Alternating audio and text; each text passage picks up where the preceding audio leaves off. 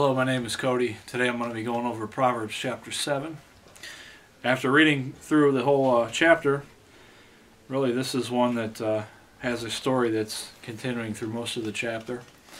Let's see here. It starts in verse 6, and really it goes through the end of the chapter to 27.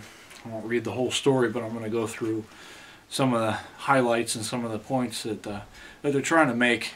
And basically, this is again a father who is warning his son about immorality and about ungodly things. And so we start out with a young man. It says here in verse 6, "For I looked through the window of my house, and I looked through my casement, and behold, among the simple ones I discerned among the youths a young man void of understanding."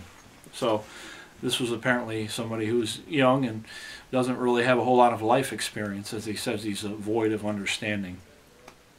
And in verse 8 it says, "Passing through the street near her corner, and he went the way to her house." So he was in the wrong place at the wrong time. He was near her house and in the corner, or by her corner, somewhere where he probably knew he shouldn't have been. And it continues on here in verse 9, "In the twilight, in the evening, in the black and dark night." So it seems now that he's lingering. It says here, it kind of walks through. He's in the twilight, then he's in the evening, then he's in the black of night. So he's staying around too long. He knows he shouldn't be there, but he's harboring there too long. And it continue here in verse 10. It now is describing the woman and what she looks like. "And behold, there met him a woman with the attire of a harlot and subtle of heart." So again, these are the kind of people that we probably don't want to be involved with. She says she was dressed like a harlot, something I'm sure that was immoral and ungodly.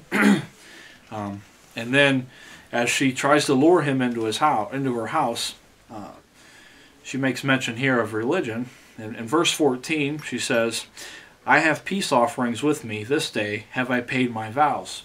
So she brings religion into this situation to try and entrap him, to bring him in. They're doing something he knows he shouldn't be doing. And then in verse 19 she goes on to say, "For the good man is not at home. He is gone a long journey. He hath taken a bag of money with him, and will not come home at the day appointed." So basically she's assuring him that they have time now and there's nothing to worry about because her husband is gone.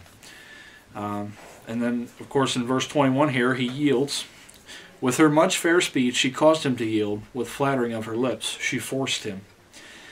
And this is, again, that's what happened. Eventually he did give in to the temptation that was before him. And I like this whole chapter here because it's a little bit easier for me to follow a story and to walk through it. And again, I would encourage you to read the whole thing and really look at it for yourself and see what you get out of it. But it's so much easier for me to follow a story and to understand what God's trying to tell me, other than, a lot of Proverbs are,